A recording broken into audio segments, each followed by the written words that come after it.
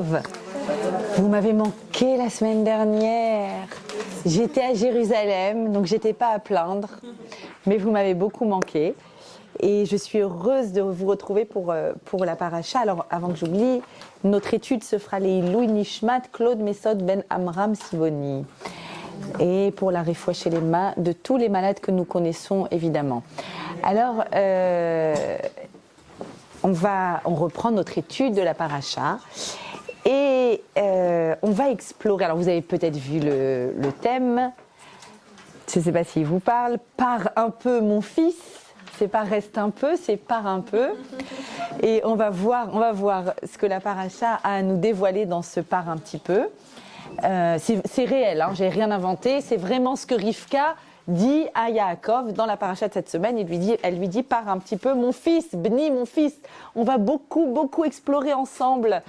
Bienvenue. On va explorer la relation mère-fils. Aujourd'hui, ça va être passionnant. Ce qui se passe entre une maman et son fils, entre un papa et son fils également. On va explorer les écueils dans la transmission et dans la relation. Mais juste avant de démarrer cette étude, un rapide résumé de la paracha s'impose. Alors, nous sommes, Baruch Hashem, de plus en plus nombreuses chaque semaine. Vous pouvez venir les mains dans les poches, il n'y a pas de problème. Venez comme vous êtes. Hein. Vous savez que c'est la phrase d'ici, c'est venez comme vous êtes. C'est comme chez McDo. Mais toutefois, ça peut être utile de venir en ayant lu en français la paracha. C'est-à-dire juste en ayant une connaissance de qui dit quoi à qui dans la paracha. Pas plus que ça. Niveau, GAN 2, GAN 3.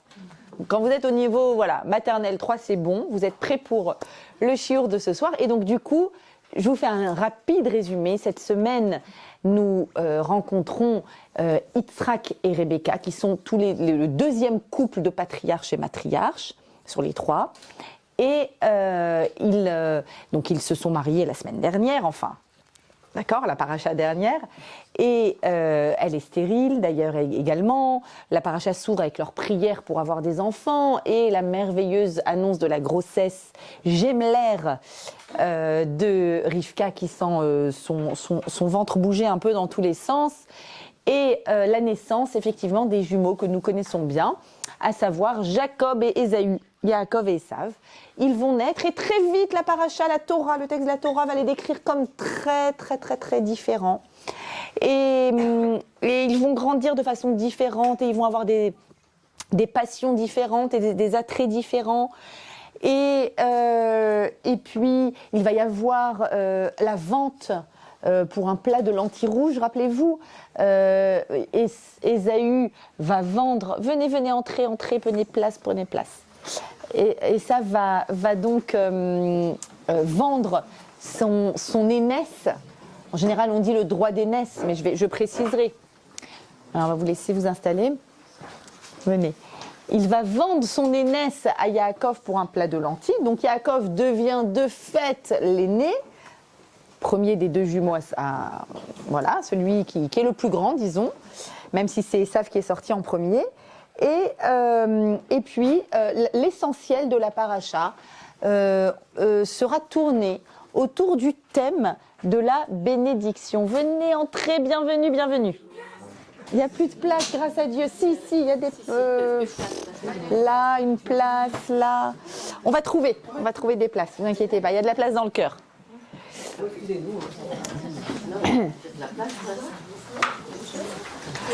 Donc,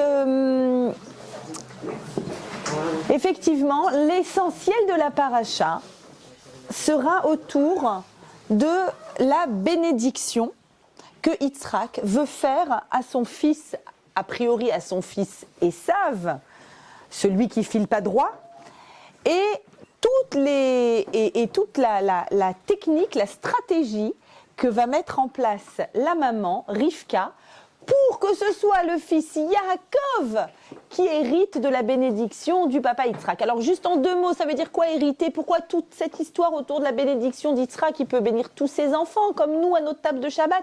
Alors ici, effectivement, il y a une bénédiction particulière dont Yitzhak est le détenteur. On se rappelle, c'était il n'y a pas longtemps, Abraham a découvert le monothéisme et l'a diffusé de partout. Hachem a béni Abraham pour que de lui naisse un peuple, le peuple qui sera plus tard le peuple élu, et qui va également diffuser de cela autour de lui dans le monde entier. Et donc, il est détenteur de cette bénédiction qu'il a donnée à son fils Yitzhak. Et Yitzhak lui-même, il est grand temps, quand il vieillit, pour ainsi dire, qu'il responsabilise ses enfants pour qu'ils continuent, qu'ils perpétuent l'histoire d'Israël, ce qui deviendra l'histoire d'Israël. Et effectivement, on va essayer d'explorer ensemble pourquoi il considère qu'il doit bénir Esav, et Rebecca va venir et avec toute une stratégie étrange va déguiser son fils Esav et va déguiser son fils Yaakov et va faire en sorte que ce soit lui qui obtienne la bénédiction. À la fin de notre paracha, Esav est dans tous ses états de découvrir la supercherie. Il s'énerve, il projette de tuer ni plus ni moins son frère Yaakov, son frère jumeau, et c'est là que notre matriarche, la Rivka, dit à Yaakov: pars un petit peu, mon fils, ne reste pas un peu, pars, le temps que mon fils Esav se calme, et ensuite tu reviendras. Il lui dit Yamim Achadim, quelques jours, et ces quelques jours, comme on le sait, vont se transformer en plus de 20 ans, où il va s'exiler en attendant que son frère se calme, et son frère a beaucoup de mal apparemment à se calmer. Et dans l'histoire de l'épaisseur des siècles, le monde chrétien mettra beaucoup de milliers d'années avant de se calmer de sa haine contre Yaakov. Alors, on va d'abord, ma première volonté, c'est qu'on sorte du regard manichéen. Parce que c'est très facile, en lisant la paracha de Toldot, d'avoir un regard manichéen. Il y a le gentil, il y a le méchant. C'est comme ça qu'on explique aussi aux enfants au GAN, mais c'est beaucoup plus facile dans un esprit d'enfant. Mais j'ai considéré que ça y est, on a grandi. Et donc j'ai envie ici que l'on comprenne qu'on est très très loin de ce regard-là. Le gentil, le méchant, une bénédiction qui est prise de façon tordue avec supercherie, et puis voilà. Et à la fin, et un papa comme ci et une maman comme ça. C'est pas du tout ça. Alors on va tout d'abord essayer de reposer les fondamentaux. On repose notre contexte. De quoi sommes-nous en train de parler? Au départ, Rivka est enceinte. Elle attend des jumeaux. Le texte dit Vaimlehu yameha laledet. Ses jours se sont remplis, elle était prête ça y est, fin de grossesse, prête à accoucher. Vehine, et voici, Tomim bebitna, des jumeaux en son sein. Et le verset d'après, elle va donc donner naissance. Tomim. Tomim, c'est un mot qui s'appelle chasser, manquant, parce qu'il manque une lettre, il manque le aleph de théomim. Des jumeaux, c'est théomim.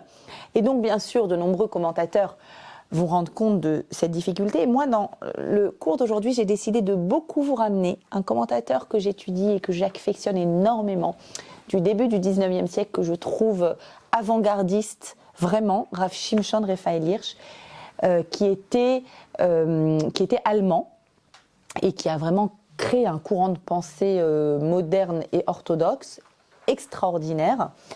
Et vous allez voir, les commentaires de Rav Hirsch sont surprenants. Et notamment ici, que dit-il? Il dit « Vehine, et voici », ça veut dire « Ah, on est étonné ». Maintenant, on n'est pas étonné, elle savait qu'elle attendait des jumeaux. Non. Qu'est-ce qui est surprenant ici?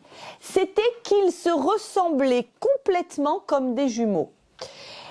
Ils ne différaient que par leur constitution. L'un était plus développé physiquement et plus fort que l'autre.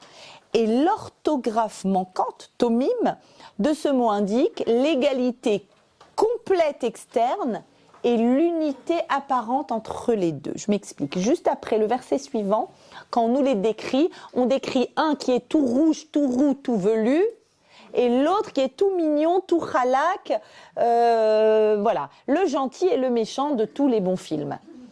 Et c'est important de lire ce Rav Hirsch, où il dit, ça veut dire quoi velu? Non, ça veut dire qu'il avait du duvet. Il avait un peu plus de duvet. Et puis, qu'avait-il de différent finalement? Ce qu'ils avaient de différent, comme c'est souvent le cas On a des gynécos ici. Comme c'est souvent le cas dans des grossesses gémellaires, il y en a un qui profite mieux que l'autre. C'est vrai ou pas? N'est-ce pas? Il y en a un, il y a toujours un qui a été positionné de telle sorte qu'il y en a un qui est plus rempli, plus potelé, plus fort. Et puis, alors, ils sont identiques, ils se ressemblent parfaitement comme des vrais jumeaux. Mais il y en a un qui tout de suite a l'air d'avoir plus profité, d'être plus là, plus présent, nous dit Rav Hirsch. Ok. Mais la Torah a l'air de les présenter comme un fort et un moins fort, un plus terminé, alors velu. De là va venir son nom, son fameux nom, Esav, Ésaü. Esav, ça vient du mot assouille. Assouille, ça veut dire terminé. Il avait les ongles parfaits, du V2 partout, bien potelé, bien rempli, il a bien profité, terminé. Et ça va un petit peu lui coller à la peau tout au long de sa vie, parce qu'il va un petit peu se considérer comme terminé, comme abouti, ce qui est le contraire d'une posture d'une personne apprenante, changeante, qui se transforme, etc. Mais attendez, pour l'instant, on nous présente la naissance de 2 millions de jumeaux. Mazal Tov, waouh, quelle émotion. Mais tout de suite, verset d'après, Vaïgdelu Neharim, ils grandissent. Et regardez, apparemment, de quelle façon manichéenne le texte nous les présente. Vaï Esav ish yodea tsaï. Esav est devenu un habile chasseur, un homme des champs, ve Yaakov ishtam. Et alors que Yaakov est un homme simple, sincère, disons, Yoshev Walim, qui est assis tout le temps dans sa tente ou dans sa chambre en train de faire ses devoirs, d'accord, en train de travailler. Donc, vous voyez, il y en a un turbulent qui court et qui tape dans la balle de foot toute la journée dehors, parmi les deux jumeaux. Et puis, il y en a un qui est toute la journée avec ses petites lunettes et en train de lire son livre et de... Voilà. Qu'est-ce que tu fais, Yaakov, Mshikpala, mon chéri, maman, je réfléchis. D'accord, ok. Il réfléchit et l'autre, il s'agite. Bon, ça va. Il y a plein de mamans ici qui ont eu deux bonhommes comme ça, d'accord ? C'est évident, que ce soit 2 filles, 2 garçons, on a des enfants qui sont tellement différents dans la même fratrie, n'est-ce pas? Même papa, même maman, et tu n'as pas compris. Il y en a un qui est aussi calme que l'autre est turbulent, un qui est aussi ordonné que l'autre va mettre le... Il y en a un qui est organisateur et l'autre qui est complètement passif. On a tout ça dans toutes nos fratries. D'accord. Mais je vous présente le verset 28 qui va vous mettre mal à l'aise. Très mal à l'aise. Et c'est là qu'on va pouvoir explorer la relation parent-enfant et tous les écueils qu'il y a dans cette relation, notamment 2 questions qui animent à peu près toute l'humanité. Je veux bien que celle qui n'est pas animée par ça me dise « moi, non ». Est-ce que papa et maman, ils m'aiment? Mais, je précise, est-ce qu'ils m'aiment plus ou moins que les autres? Question 1. Question 2. Ma place dans la fratrie, le rang dans la fratrie. L'aîné, le deuxième, le dernier, le troisième, en discipline positive, on travaille énormément avec les groupes de parents sur la place dans la fratrie. C'est le sujet, en fait, on va porter notre place dans la fratrie toute notre vie. T'es quoi, petite dernière? T'es quoi, sandwich? Moi, l'oublié de la famille. L'aîné avec ses problèmes, le dernier qui est arrivé miraculeusement, moi, oh, j'existe. Et donc, on va parler aussi de ça, du rang, puisqu'il y a un passage au niveau du rang, n'est-ce pas? Puisque l'un était l'aîné, l'autre devient l'aîné à la place de l'aîné, d'accord? Donc ça veut dire que c'est tout un sujet, ça. T'es quoi? T'es premier ou t'es deuxième? Ok. Voilà le verset qui va nous faire grincer des dents, nous mettre mal à l'aise. Heureusement que la Torah, elle fait ça, parce qu'elle veut nous faire réfléchir. D'accord? Donc elle ne nous présente pas jamais, même s'il s'agit de nos patriarches et matriarches, elle ne nous présente pas des parents, les parents idéaux. Vous savez pourquoi? Parce qu'ils n'existent pas. Mais il ne faut pas le dire. D'accord? Rebecca, bienvenue. Là, il y a une chaise, si tu veux. Alors, le verset qui va nous mettre mal à l'aise, je vous le présente. Vayehav Yitzhak et Esav. Yitzhak a aimé Esav. Kitsaïd befiv. littéralement parce qu'il mettait du gibier dans sa bouche, mais on va voir ce que ça signifie. Verivka et Rivka, Ohevet et Yaakov. Ah ben non, elle aimait Yaakov. Bam! C'est posé. Vous connaissez la question des enfants. Maman, qui tu préfères? Tu préfères moi ou mon frère? Très mal à l'aise. Mais enfin, mon chéri! Mais les mamans, elles aiment les enfants pareil! Mais d'où te vient cette question saugrenue? T'aurais lu la paracha de Toldot? Par hasard? Mais enfin, j'aime tous mes enfants de la même façon. Comment tu peux imaginer que j'en aime? Eh ben voilà, c'est écrit, bim, c'est posé. Il y a Yaakov, il y a Yitzhak qui aime Esav. Alors pour quelle raison? Tsaïd Befiv, c'est quoi exactement? En fait, au sens littéral, il lui donnait à manger, mais enfin bon, c'est un peu léger. Au sens un peu plus profond, c'était, dit Rav Hirsch, un diplomate. C'était un très excellent parleur, excellent orateur. Il était capable de faire des discours, d'être en lien avec le monde, comme on va voir dans l'explication du Rav Hirsch. Et donc, il a des atouts qui épatent Yitzhak, d'accord, dans ses capacités oratoires. Et Rivka, elle aime Yaakov, et Yaakov a été décrit, le verset d'avant, Ishtam. Il est simple. Qu'est-ce que tu veux, Nabi Best? Non, je veux rien, maman, mon livre, mon truc, ça va, ok. Comment c'est possible? La Torah me les décrit tous les deux, et on me pose, c'est posé, que Yitzhak a une préférence évidente pour Esav, et Rivka a une préférence évidente pour Yaakov. Rav Hirsch, toujours Rav Hirsch. Alors, les parents avaient un sentiment partagé envers leurs enfants, pas le même sentiment, ok? Alors, la traduction n'est pas top, j'ai essayé de la reprendre, mais parce que je suis allée sur Sfaria prendre le texte en allemand, parce que les explications sont écrites à l'origine en allemand, je suis nulle en allemand, enfin, c'est comme si je n'avais jamais fait d'allemand, disons, donc j'ai pris Google Traduction et j'ai essayé d'arranger. Donc, ça donne qu'ils avaient des sentiments différents envers leurs enfants, l'unité des parents dans l'éducation, la même disposition et le même amour pour tous les enfants. Alors attention, Rav Hirsch n'est pas en train de dire qu'il faut avoir le même amour parce que c'est pas possible. Mais d'essayer, vous allez voir, il va développer, de transmettre quelque chose, enfin qu'il n'y ait pas des différences apparentes évidentes. Voilà, une vraie différence. Donc, avoir la même disposition, c'est plutôt ça le terme, être disposé de la même façon pour tous les enfants, et écoutez, je l'ai mis en gras, même les moins bons, les moins bons enfants, donc les moins bons c'est quoi? Soit socialement, soit intellectuellement, soit émotionnellement. En gros, dans toutes les fratries, dans toutes les familles, il y a l'enfant qui pose problème, ok? C'est bon? Celui qu'il faut s'en occuper un peu plus, d'accord? Donc ceux-là, plus que les enfants qui ont une maladie physique, ils ont encore plus besoin d'un dévouement affectueux.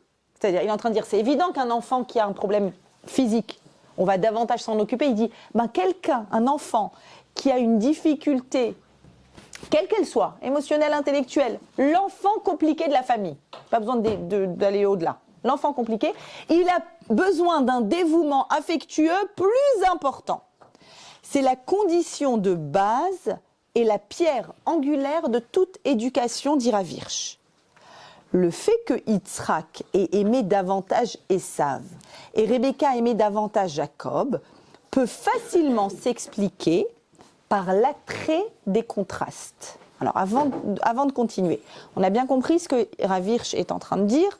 Il est en train de nous dire que à la base, il faut de façon manifeste être présent pour tous nos enfants, à peu près de la même façon, même s'il n'y a pas d'uniformité, de façon manifeste. Mais s'il y a un enfant qui a des difficultés particulières, il va avoir besoin d'une expression, d'un dévouement d'amour encore plus important, qui se justifie.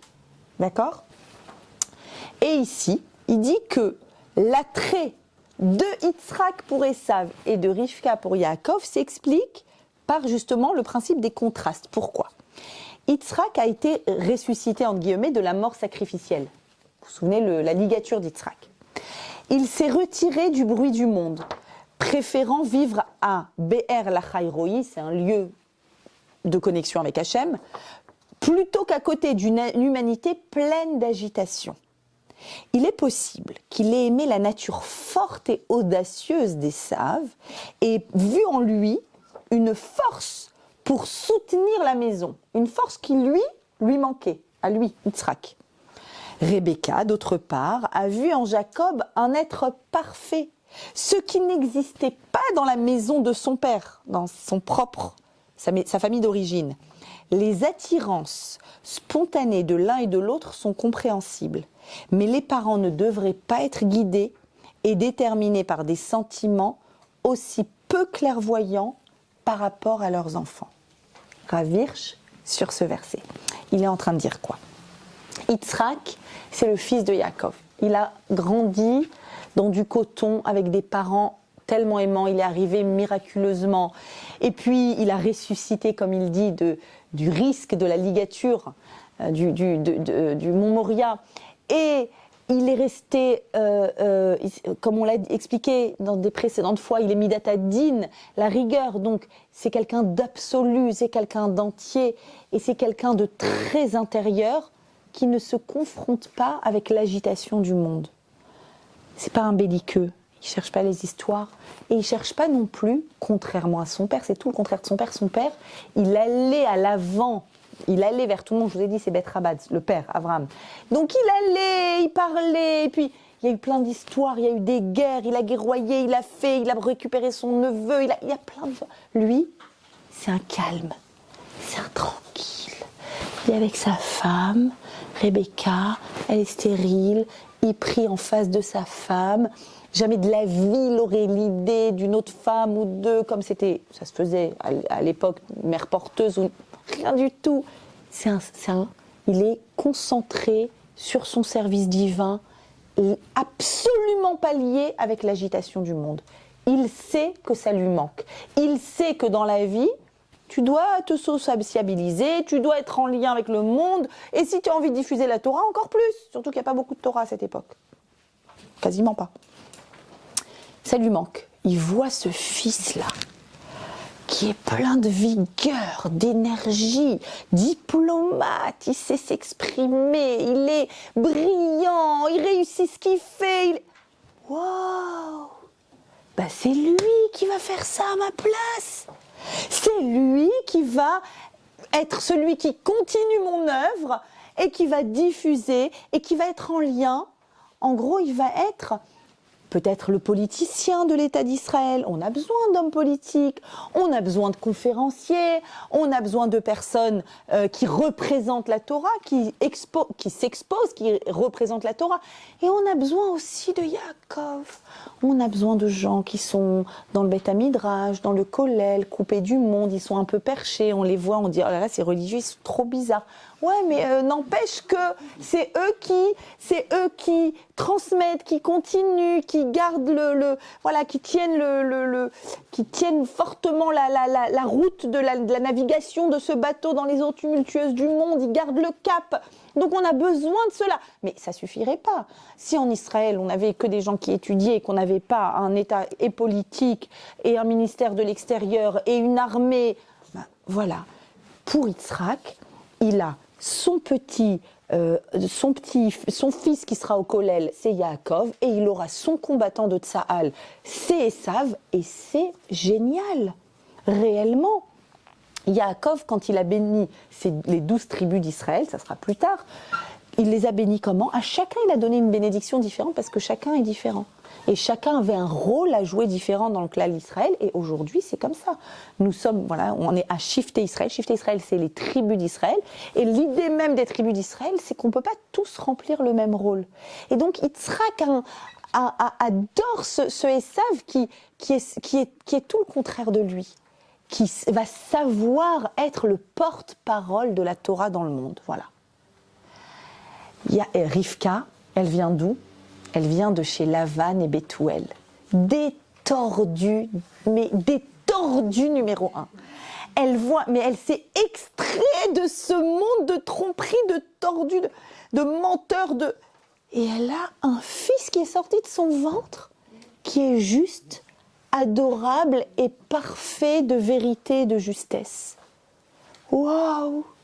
Moi j'ai fait ça. Shikpala, je l'adore. Il est trop bon, mais il est incroyable. C'est tout le contraire de la famille d'où je viens, mais c'est trop bien. Je suis capable de mettre au monde quelqu'un qui est tellement pur. Je viens d'un endroit tordu, j'ai mis au monde quelqu'un de pur. I love you, Yaakov. Ok. Toutefois, dit Rav Hirsch, on comprend, et on comprend chez nous parents aussi, qu'on projette des choses sur nos enfants. C'est ce qui s'est passé.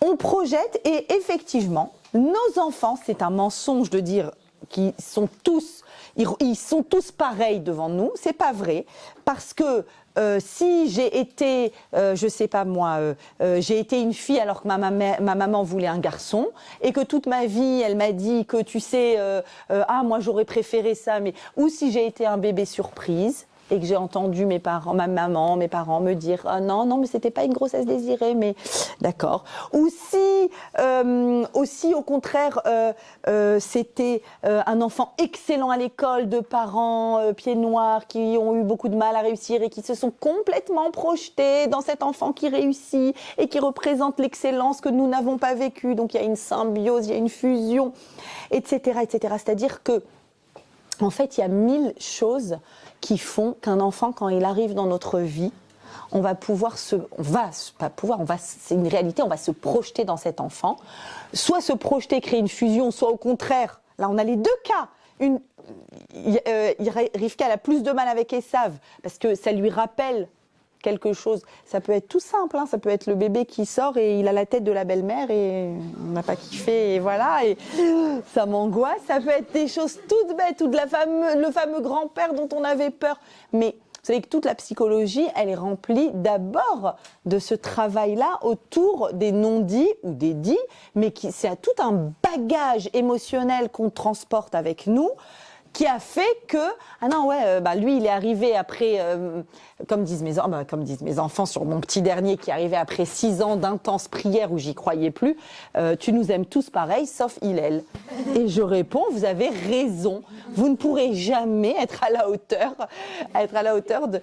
mais c'est comme ça, c'est les réalités, c'est-à-dire la vie fait que on n'est pas les mêmes parents pour chaque naissance de chacun de nos enfants.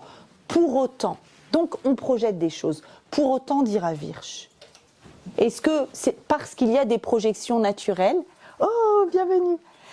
Pour autant, est-ce que c'est parce qu'on a des projections naturelles sur nos enfants, en fonction du moment où ils arrivent dans notre vie ou en fonction des ressemblances? Là, pour Esav et Yaakov, on parle des ressemblances, d'accord, de Yaakov qui ne ressemble pas à sa famille d'origine et de Esav qui ne ressemble pas à Yitzhak et donc qui se projette dans Yitzhak. Est-ce que pour autant, on a le droit d'en arriver à un verset qui s'appelle « Yitzhak a aimé Esav et Rivka a aimé Yaakov ». Rav Hirsch dit « Non ». Regardez dans quel terme il le dit. Les attirances spontanées sont compréhensibles, mais le parent ne devrait pas être guidé et déterminé par des sentiments aussi peu clairvoyants. Autrement dit, Rav Hirsch dit, va voir un psy.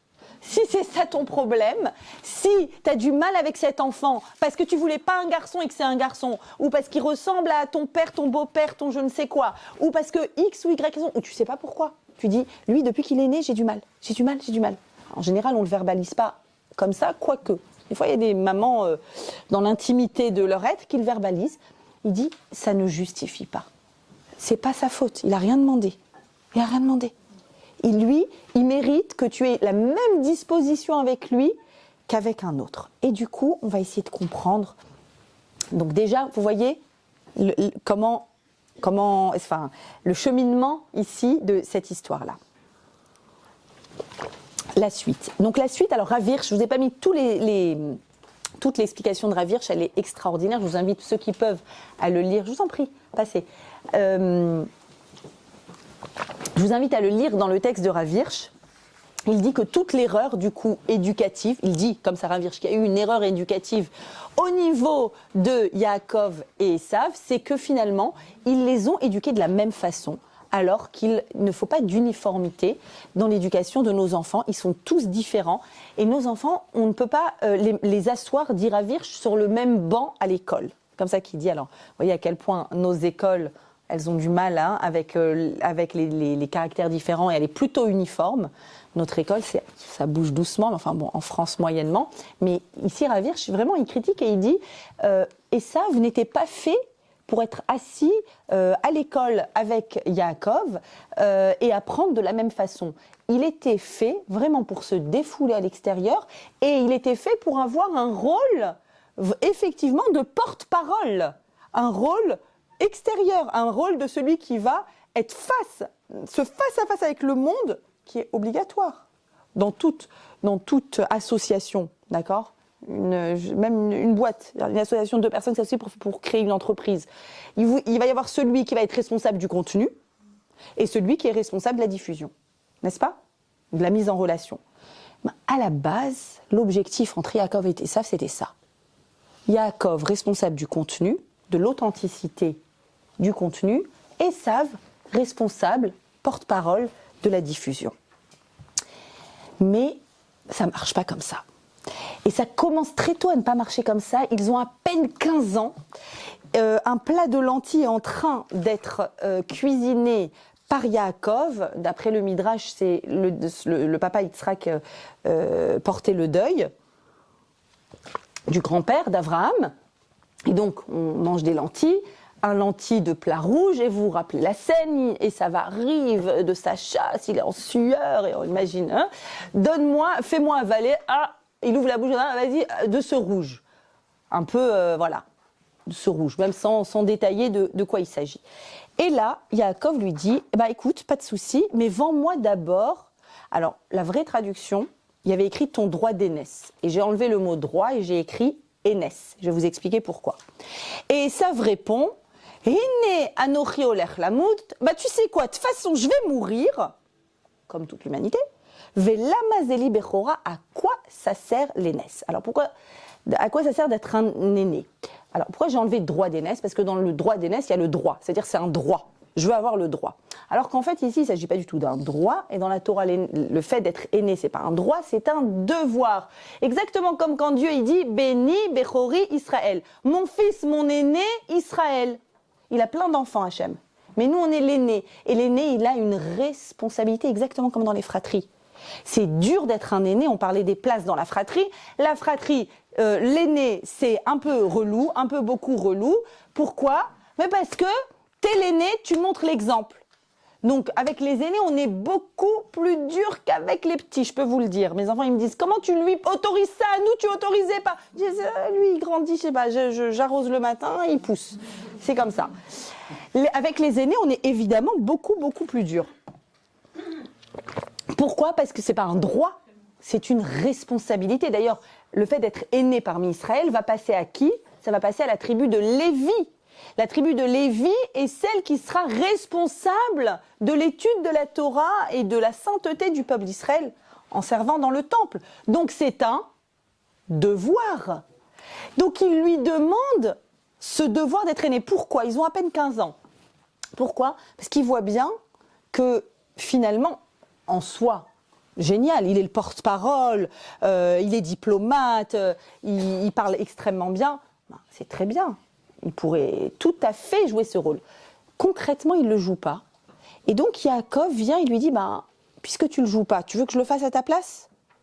Je sens que ça te pèse. Alors, Rachid sur place va nous expliquer pourquoi. Esav répond, je vais mourir. On ne t'a pas demandé ça, ça a l'air étrange cette réponse. Alors, Esav va en fait demander, il dit, le devoir d'être un aîné, c'est quoi? Quelle est la nature de ce... Toi qui étudies, toi qui es toujours avec tes livres, Yaakov, il y a écrit quoi sur les aînés? Et Yaakov lui répond, il y a des précautions à prendre, il y a aussi des sanctions qui peuvent des fois aller jusqu'à la mort, comme quoi, par exemple, ceux qui pénètrent dans le sanctuaire, dans le Beth Amikdash, en état d'ivresse, ou la tête découverte. Et Esav dit alors, wow, jusqu'à la mort, si c'est comme ça, qu'en ai-je besoin? En fait, qu'est-ce qu'il est en train de lui dire quand il lui donne ces deux éléments de responsabilité? Ivresse et tête découverte. En fait, de quoi il s'agit? L'ivresse, c'est une non-maîtrise de soi. Tu bois, ça désinhibe les filtres qu'on a d'habitude, ça laisse parler l'intériorité, mais vous savez que c'est interdit. Il y a certaines parties de la Torah qui sont interdites à enseigner en état d'ivresse. Certaines parties, quand on est ivre. Pourquoi? Parce que on n'est pas dans la maîtrise. En fait, la Torah, c'est sérieux. Et on n'est pas dans la maîtrise de quelque chose qui est là pour nous transformer, pour nous faire grandir, pour donner du sens à notre existence.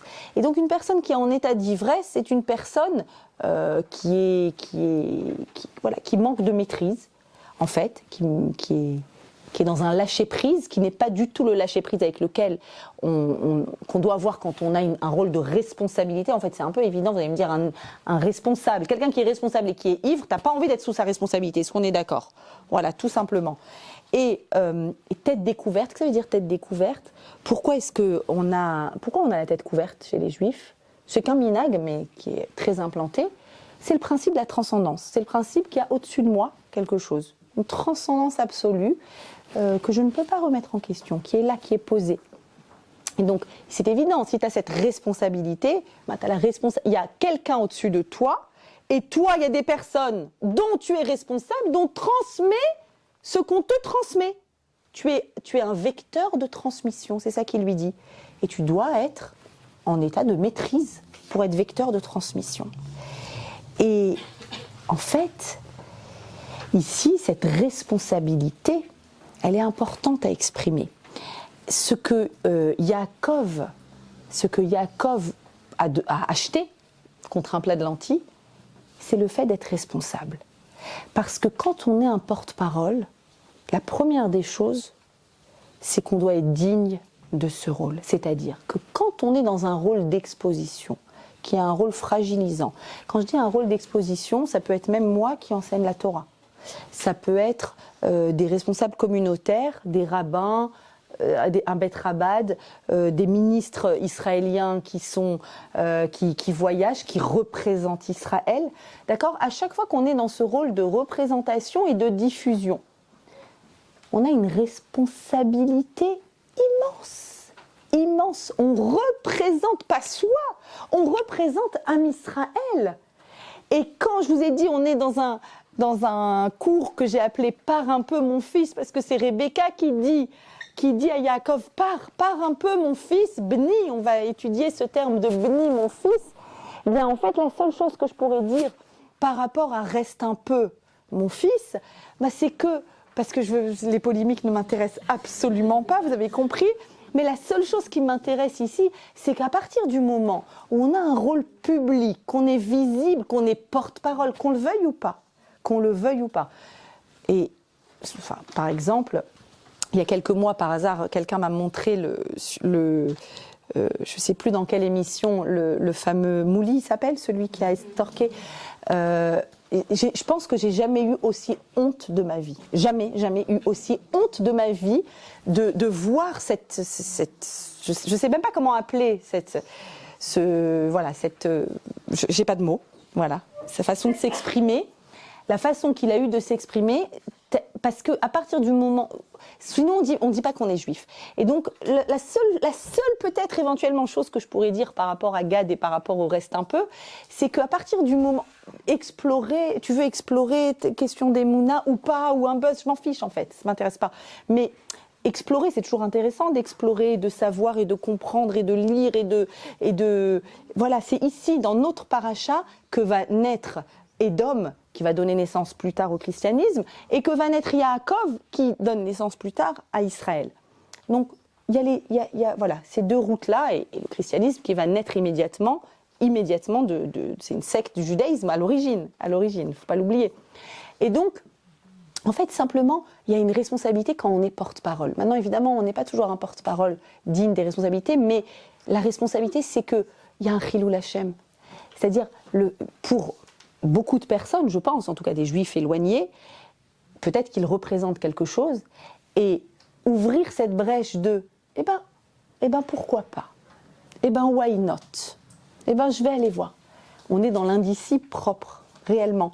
Et en fait, ici, toute cette paracha, quand je l'ai relue ce matin, la Bechora et la responsabilité, je me suis dit, en fait, c'est juste de ça qu'il s'agit. Il s'agit d'une responsabilité que nous avons tous. Ne croyez pas qu'il faut être un grand porte-parole pour avoir cette responsabilité. Vous savez, quand vous louez, je dis n'importe quoi, vous louez un logement et on a vu que vous avez un nom juif, vous êtes dans le train, moi quand je suis dans le train, avec mes enfants, avec leurs kippotes, etc., dans le métro, dans le train, etc., et qu'on nous voit juifs, je me sens instantanément responsable. C'est vrai que c'est lourd à porter, mais c'est comme ça. Je me sens responsable d'une image qu'on véhicule sur nous. Et donc, c'est juste ça. Voilà, sans jugement personnel, chas v'shalom, mais juste global, que nous, la seule chose peut-être qu'on pourrait avoir à dire là-dessus, c'est que Yaakov dit à Esav, il faut être digne de la responsabilité qui est la nôtre. Et cette responsabilité, elle est importante. Elle dit qu'il y a une transcendance au-dessus de toi. Et elle dit que cette transcendance, tu dois la véhiculer.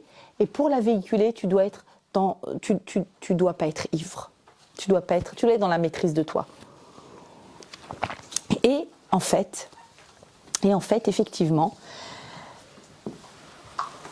il va y avoir, après qu'il ait donc ce droit d'aînesse, la paracha va être entièrement concentrée autour de cette fameuse bénédiction. Et une maman va venir et va créer toute une stratégie pour que Yaakov, alors on sait qu'il est devenu l'aîné finalement, puisqu'il a maintenant ce droit d'aînesse entre guillemets, mais toutefois c'est très étrange. Quand on relit, à chaque fois que je relis Toldot et que je vois ce qu'elle a fait et qu'elle l'a déguisé finalement, elle lui a mis une peau velue sur lui et qu'elle lui a imposé de se faire prendre pour son frère, pour avoir cette...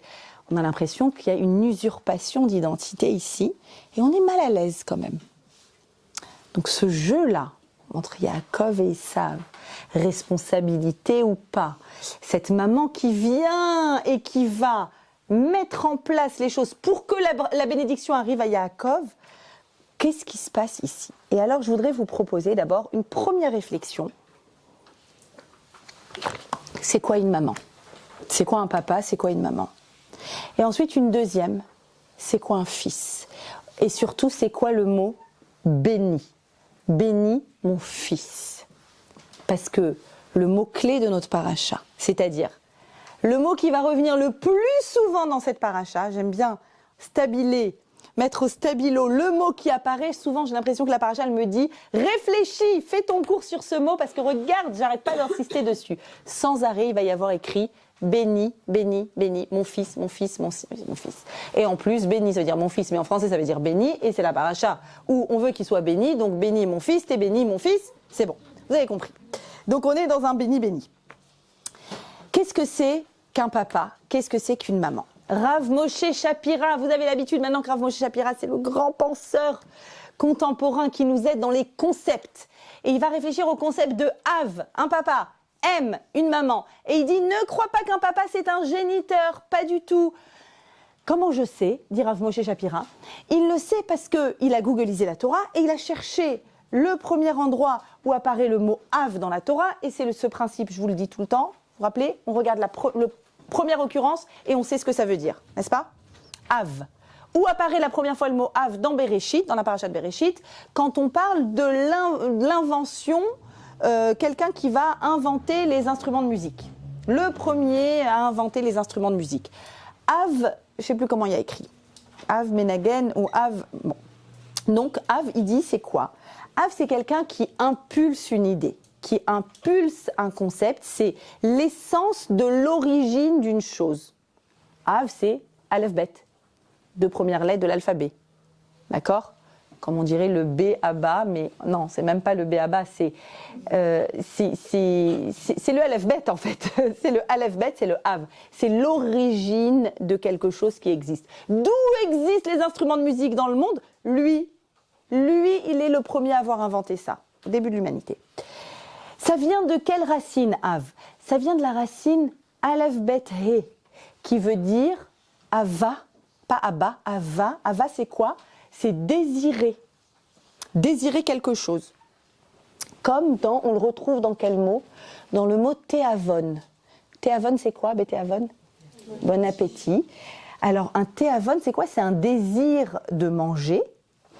Et plus c'est désiré, plus on crée de la place à l'intérieur de nous. On est d'accord ou pas? C'est-à-dire, c'est important. Ça veut dire qu'on crée une place pour quelque chose en nous quand cette chose est très désirée. Vous êtes avec moi? Ok. Ahav, le verbe ahav en hébreu, lehov, ahav, ahava, aimer. C'est quoi aimer? C'est aleph bet avec un hé au milieu. C'est-à-dire, c'est une relation de désir, de volonté orientée vers le hé. Le hé, c'est toujours l'existant, ce qui est présent. Ahav, c'est je suis entièrement concentré et orienté vers ça, ce qu'il y a devant moi.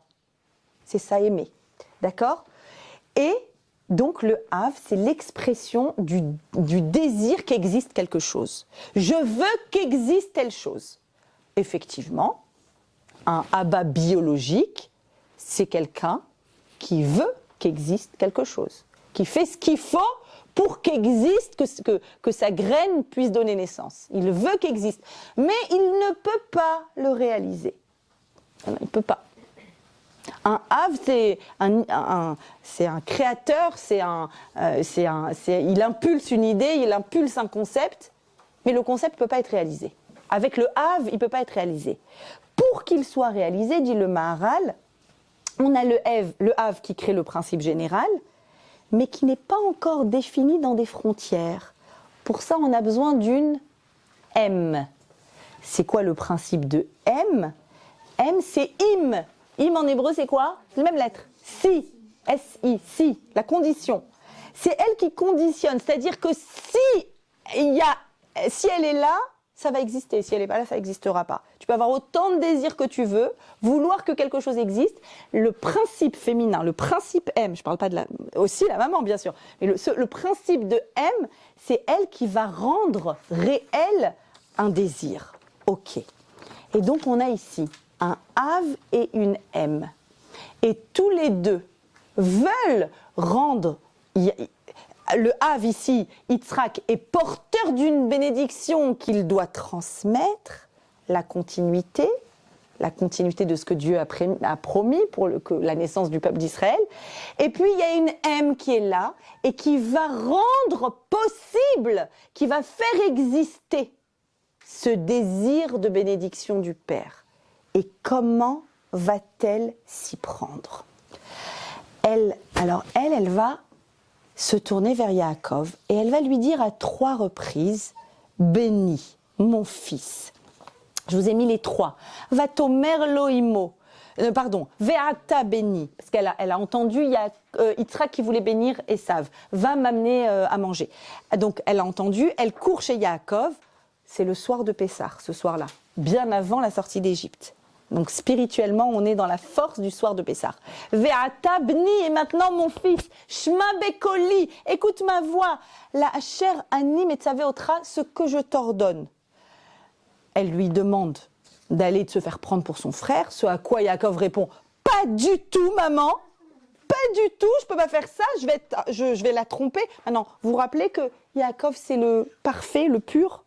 On est en train de lui demander de se déguiser, de tromper. « Pas du tout, maman !»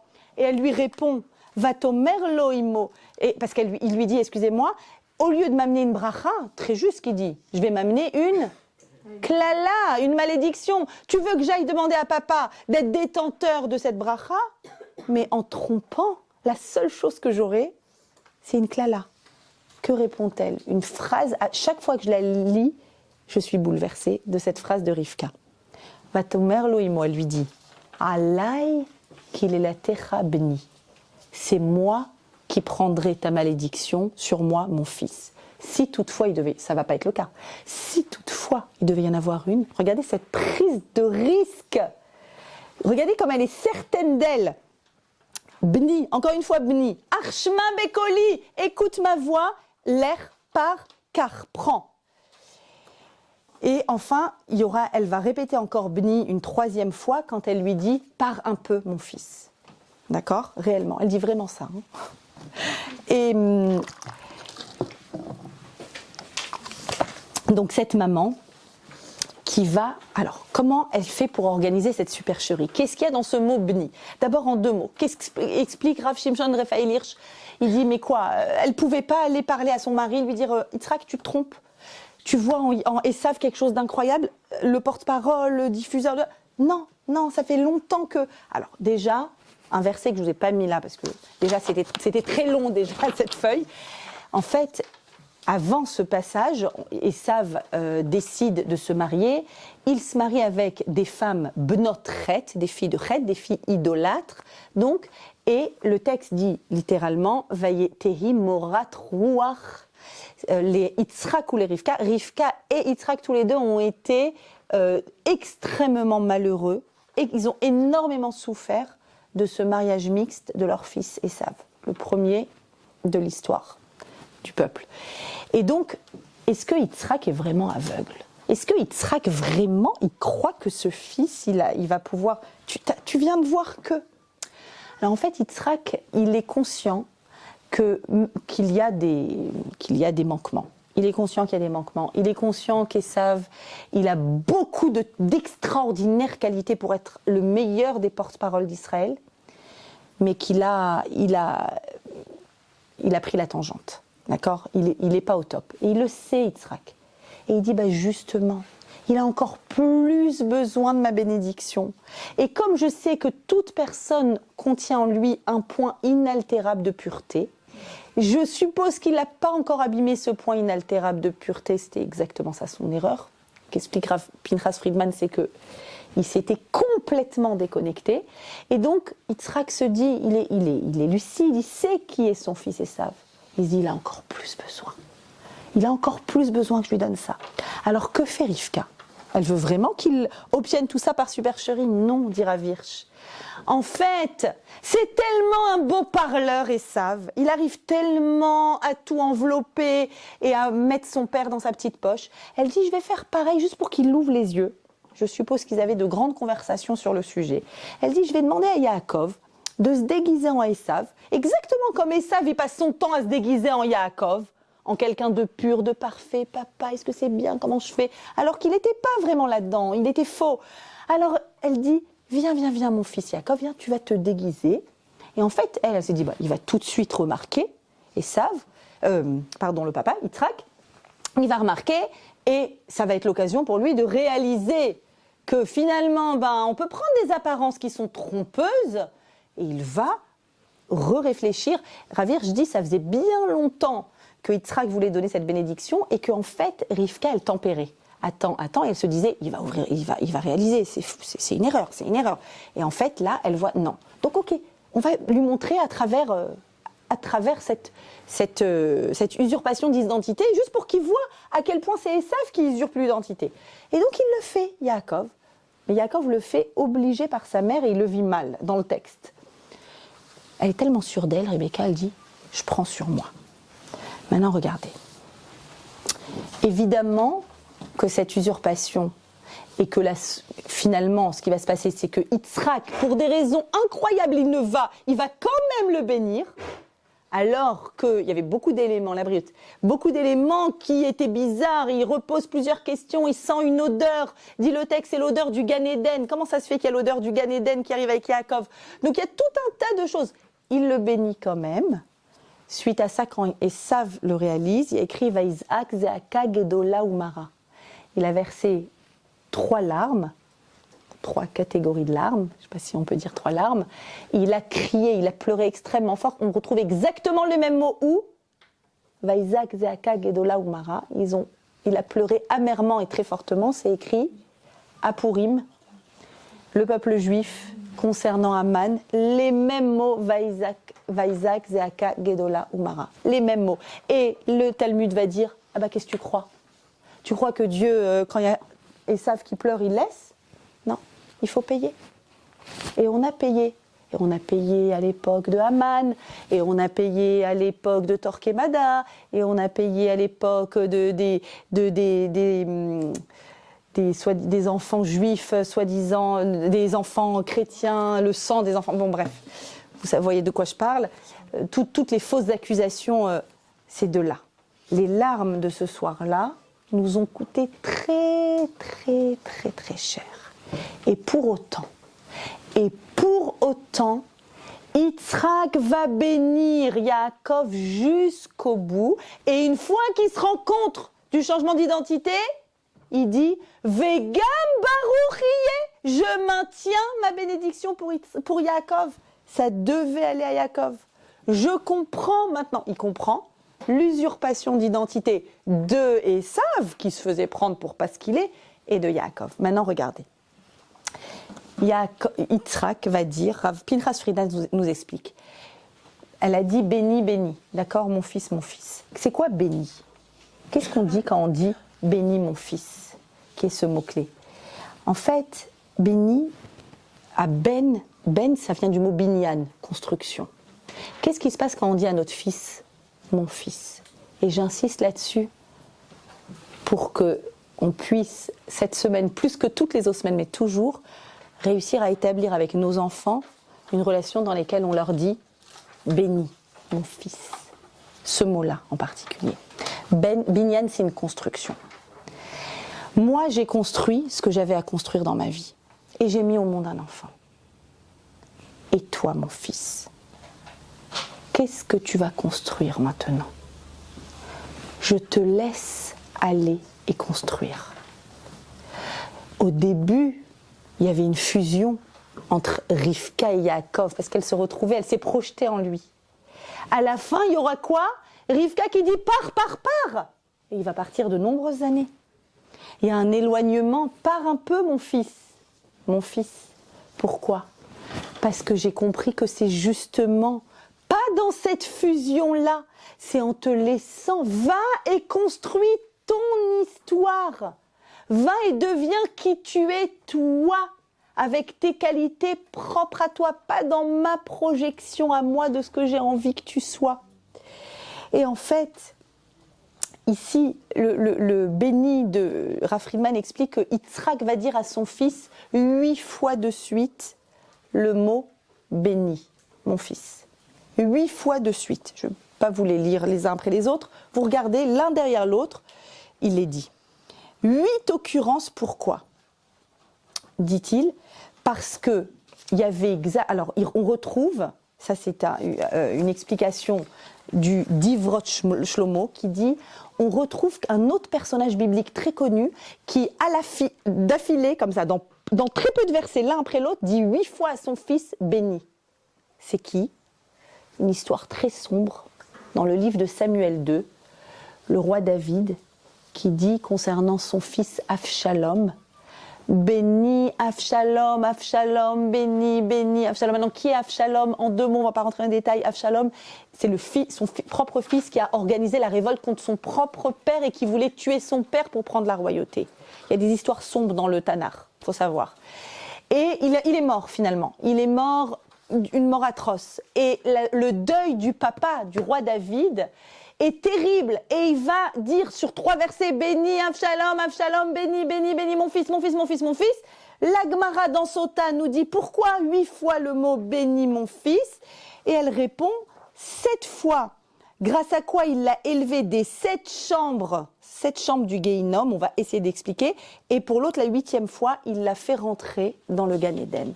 C'est quoi Gehinnom, c'est quoi Gan Eden? Je ne sais pas plus que vous. Je sais qu'il y a une force qui tire vers le bas et qui nous pousse à ne pas nous accomplir. Il y a une autre force qui nous tire vers le haut, qui nous pousse à nous accomplir. Avshalom était un enfant, c'est terrible ce que raconte la Torah sur ce fils qui a voulu tuer son propre père, etc. Et donc, qu'est-ce qu'il fait le papa? Le papa, il vient, il essaye de l'extraire. Bénis mon fils, construis-toi, construis-toi, construis-toi. Et en fait, il y a un parallèle ici. Quand Yitzhak dit à son fils Yaakov, il pense au début qu'il parle à son fils Esav, il a volontairement dit 8 fois le mot béni parce que chaque fois qu'on dit à son fils mon fils, on le tire vers le haut. Mon fils, ma construction, c'est-à-dire moi je me suis construite, je t'ai donné des choses, il y a de l'inné, il y a de l'acquis, maintenant à toi de te construire. Je te fais confiance. Je crois en toi. Tu as des talents, tu as des qualités, tu as une mission à remplir. Vas-y, construis-toi, bénis, construis-toi, bénis, construis-toi, encore, construis encore, construis encore. Et en fait, c'est ça, le tirer vers le haut. À chaque fois, pourquoi 7 ? On dit qu'il y a 7 cieux, 7 je ne sais pas. Je ne peux pas vous expliquer mieux que ça, c'est ésotérique complètement. Mais l'idée, moi, que je garde de ça, c'est que Yitzhak vient et cherche en fait à le tirer, à l'extraire de ce dans quoi il est pour lui donner de la force. Et en fait, la force d'un parent, c'est ça. Mon fils, ou ma fille bien sûr, je me suis construit, maintenant à toi de te construire. Je veux te donner l'énergie pour que tu te construises. Et d'ailleurs, j'y pense, ça m'a bouleversé ce Shabbat. On vit une époque très étrange, vraiment très différente. Logiquement, c'est comme ça. Un papa et une maman envoient des tonnes d'énergie à leur enfant en faisant confiance et en disant « Vas-y, mon fils, vas-y ». Ça, c'est dans le meilleur des cas. Ce Shabbat, j'ai organisé un Shabbat chez moi avec une quinzaine de jeunes filles merveilleuses, dont certaines sont ici. Et en peu de temps, je ne sais plus quel était le sujet, on a réalisé que dans toute la table, il y avait 3 filles dont les parents n'étaient pas divorcés, sur la totalité. Mais quoi ? Ok, d'accord. On le sait, dans les classes, dans les écoles juives ou publiques, on peut presque dire que c'est rare les enfants pas issus du divorce. Mais qu'est-ce qui m'a bouleversée ? Une jeune fille assise à côté de moi, qui se tourne vers moi et qui me dit « Je t'en supplie, tu connaîtrais pas un homme, 55 ans, comme ça à peu près pour ma mère ?» Et elle se met à fondre en larmes. Et à me dire, je veux que ma mère trouve quelqu'un, je veux qu'elle se marie, je veux qu'elle ne soit plus seule, je veux qu'elle arrête de souffrir. Et j'étais saisie, bouleversée. Dans le monde normal, les mamans, elles pleurent et elles disent, tu peux trouver pour ma fille quelqu'un. Et aujourd'hui, c'est les filles qui viennent et qui me pleurent et qui disent, tu peux trouver pour ma mère quelqu'un. Et c'est pour ça aussi que ce cours sur Béni m'a tellement touchée, parce que je me suis dit, redire aux mamans, redire aux papas, dites à vos enfants, béni, mon fils. Vous savez que j'ai une amie qui m'a dit que qu'elle a fait tout un travail en psychanalyse, c'était autour de réussir à dire à son fils béni, mon fils. C'est en français, mon fils. De l'appeler mon fils.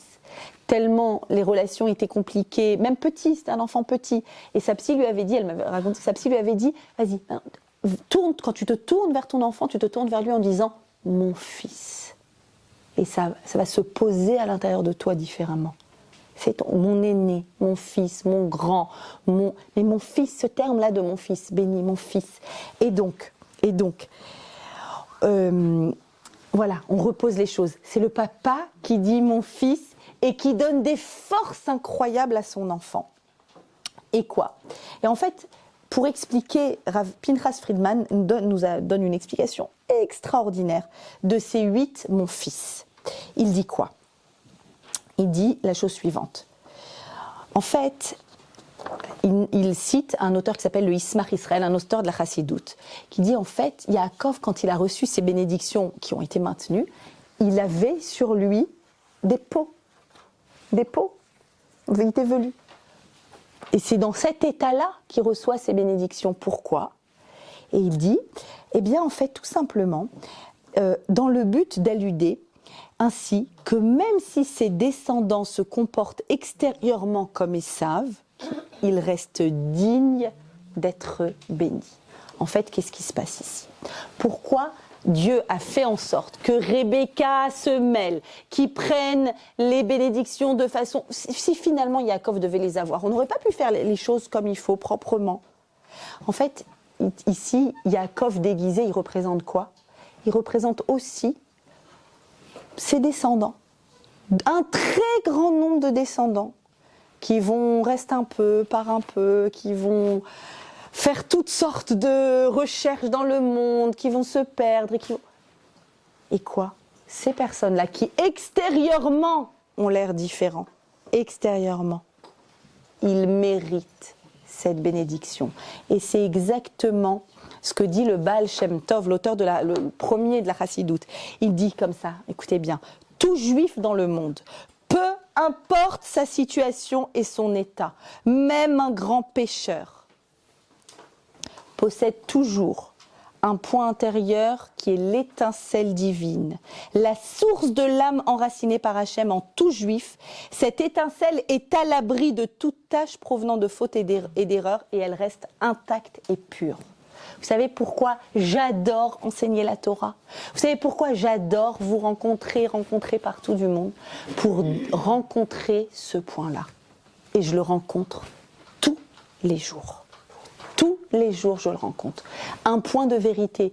Non, mais tu sais, moi, je mange pas cachère. Ah, mais tu sais, moi, je connais pas grand-chose à la religion. Ah, mais tu sais, moi, je vis avec un non-juif. À chaque fois, je rencontre ce point-là. Ce point-là, il est intact. Et ce point-là continue à mériter d'être béni. Et effectivement, quand Yitzhak le bénit, à un moment, il y a quelque chose de très étrange. Juste avant de le bénir, il y a écrit « Yitzhak a respiré l'odeur de ses vêtements et il l'a béni ». Et le mot « vêtement », Begadav, est mal écrit.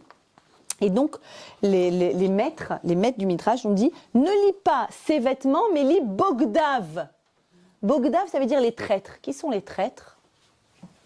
Ceux qui vont voir ailleurs si c'est pas mieux. Réellement, les traîtres, ceux qui ont tourné le dos, il y en a eu à toutes, et je ne dis pas du tout que c'est ça qui s'est passé et je m'en fiche, mais il y en a eu à toutes les époques du judaïsme, à toutes les époques. À l'époque de Torquemada, il y avait des juifs affiliés à la reine Isabelle, la catholique. Réellement, il y en a toujours eu. Alors, il a senti l'odeur de ses vêtements, donc Bogdav, des traîtres, la bonne odeur que respira Yitzhak. Alors, bonne ou mauvaise du coup?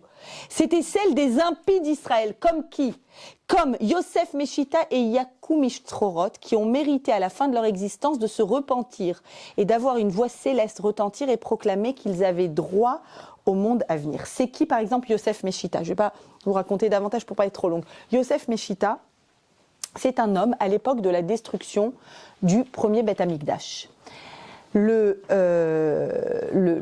gouverneur arrive pour détruire le temple, et avant de détruire, ils ont extrêmement peur de rentrer à l'intérieur du Saint des Saints et de rentrer même à l'intérieur du Saint, à l'endroit où il y avait les Kélim. D'accord? Et du coup, je ne sais pas si c'est Nabucodonosor ou enfin le gouverneur présent à côté, qui dit je vais prendre une personne qui est copain avec nous, qui s'est affilié à nous, à nous les Romains, et je vais lui dire à lui, parce que moi j'ai peur d'aller, qu'il m'arrive quelque chose, c'est comme la chambre des secrets dans Harry Potter, les Havdil. Donc j'ai peur, je vais dire à quelqu'un d'y aller, puis on verra bien ce qui va se passer. Ils se sont dit, attends, dans le Saint des Saints, quoi, comment je peux oser? Donc il prend qui? Yosef Meshita, il est connu pour être le traître numéro 1, qui a il a tout remis en question, il ne respecte strictement rien, et lui, il va oser rentrer dans l'endroit où seul le Kohen rentre. Et il va oser rentrer. Mais qu'est-ce qu'il fait? Il a l'ordre de lui ramener un objet très précieux. Il voit la menorah, le candélabre en or. Il prend le candélabre et il lui ramène. Et il lui arrive rien. Et là, le gouverneur dit « Waouh, de fou, extraordinaire !» Et il dit « Mais ça, cet objet, je vais le ramener. » On le voit sur l'arche de Titus. On va le ramener. Et il dit « Retourne. Il y a d'autres choses à me ramener comme ça. » Il se frotte les mains. Et là, Yosef Meshita dit « Non, je ramènerai, je retourne pas. Je te tue. Je te torture. Comment ça? Mais t'étais d'accord? Pourquoi? Il va accepter toutes les tortures jusqu'à mourir et il ne retourne pas. Qu'est-ce qui s'est passé? En fait, les Chachamim disent le fait d'être rentré dans le Kodesh HaKodashim, le fait d'avoir été saisi, le point s'est réveillé. C'était terminé. Ça y est. Où on a vu ça de beaucoup plus proche de nous, quand on fait la visite de la synagogue hittique de Cracovie. Il y a une histoire fameuse qu'on nous raconte là-bas, je ne sais pas si ceux qui ont fait le voyage en Pologne. Ils marchaient même quand les nazis nous ont amenés, et ils ont amené tous les juifs, ils les ont réunis où? Dans la synagogue, voyons, pour les déporter. Il y en a un qui a été saisi, et je ne me rappelle plus de son nom, et il a dit, mais non, pas du tout, moi je suis de votre côté, moi j'ai renié ma religion depuis longtemps, moi je suis amoureux de la Vierge Marie, pas du tout. Moi j'ai tout renié, je suis de votre côté, pas du tout. Ah, t'es de notre côté, c'est une histoire vraie, il y a des témoignages. Ah, tu vas nous le prouver, tu rentres, tu prends le livre de Torah, tu vas le sortir, tu l'ouvres par terre, et on va te demander ni plus ni moins de déféquer dessus. C'est histoire vraie que les nazis ont demandé. Et cet homme qui avait tout renié depuis longtemps, c'était l'impie depuis de très nombreuses années dans la ville de Cracovie. Lui, quand est-ce qu'il fera tchouva, lui? Ça va pas. Et à ce moment-là, il a accepté tout ce que les nazis lui ont fait subir. Il ne pouvait pas ne pas respecter le Sefer Torah. C'est-à-dire que, qu'est-ce qu'on voit? Des fois, on peut avoir l'impression qu'une personne s'est perdue, qu'une personne... Combien de fois j'ai des appels, j'ai pensé en préparant le cours à une jeune fille qui m'a appelée il y a 1 an, et bon, qui était souvent... des étudiantes me mettent en relation avec leurs copines quand elles sont en couple avec des non-juifs, quand elles vivent avec des non-juifs, etc. Et souvent, je suis en conversation avec elles. Et en fait, ce que j'apprends d'ici, ce que j'apprends de cette paracha, ce que j'apprends de ces bénédictions, c'est que ce point-là, c'est le point le plus précieux. Et c'est lui que nous devons voir, que ce soit nos amis, que ce soit sur nous-mêmes, que ce soit nos enfants, que ce soit les mamans qui viennent me voir en pleurant en disant « mon fils, il fait ceci, il fait cela, il fréquente un... » Ce point-là, il est permanent. Il y a une promesse d'Akadosh Baruch Hu, il y a une promesse du Baal Shem Tov après, que ce point-là, il y a une pureté intérieure qui est inaltérable. Et je termine avec ce verset des psaumes. Ve'od me'at ve'ein rasha, psaume 37, ve'hidbonanta al mekomo ve'inenu. Regardez comment il est expliqué par Rabbi Baruch de Mejibouche. Le verset, il dit comme ça, « Encore un peu et le méchant ne sera plus, et tu observeras sa place et il aura disparu. » Regardez la lecture allusive. « Od me'at » encore un peu. Ça m'a fait sourire parce que le reste un peu, par un peu. Rivka qui dit je vous ai même pas lu le verset. Rivka qui dit à Yaakov, Veyashavta imo yamim achadim. Pars et tu t'installeras avec lui un petit peu, quelques jours. Donc pars un petit peu, reste un petit peu, encore un petit peu, ve'od me'at, encore un peu quoi? Le méchant ne sera pas. Il dit comme ça signifie même le juif qui a fauté jusqu'à devenir complètement renier sa foi. Et encore un peu, od me'at, il est encore un peu. Il reste encore un peu en lui. Qu'est-ce qui reste en lui? Ce point intérieur qui est dans son cœur. Alors, le méchant ne sera pas, il y a écrit, fait ein racha, il n'y a pas de racha. Il ne sera pas appelé racha. On ne peut pas, en d'autres dit, personne ne peut être appelé racha. Personne. Parce que la faute n'arrive pas jusque-là. C'est pourquoi le roi David prie et il dit Hitbonanta al mekomo, regarde sa place. Tu verras son point intérieur. Regarde en lui, mekomo, en lui, sa place, son point intérieur. Et tu verras, ve'eneno, tu verras que son point intérieur, et tu verras que dans ce point, il aura disparu. Qui aura disparu? Le méchant aura disparu. Si tu as l'impression de voir un méchant, va. Odmeat, il y a encore un peu. Hitbonanta, regarde à l'intérieur. Mais Neno, ça y est, il n'y a plus de méchant, il n'y a plus de rachat. Tu croyais qu'il y avait un rachat, il n'y a plus de rachat. Ce qui est très important pour nous, à nos niveaux de maman, c'est ce que j'ai envie de vous transmettre. Le mot béni, mon fils qui se construit, construis-toi, continue à te construire. Comment? Comme tu es.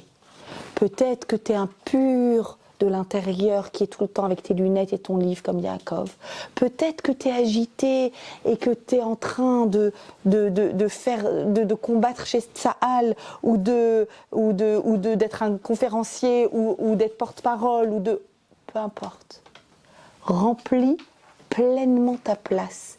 Et même si dans la place que tu occupes, moi la maman ou moi l'ami, j'observe et je dis « Ah, lui, oh là là, ce qu'il est devenu !» Je t'en supplie, observe mes comos, observe à l'intérieur. Ein rachat, il n'y a pas de rachat. Ce regard-là, il faut qu'on l'ait sur nos enfants. Et à la fin de la paracha, vous savez ce qu'il y a écrit?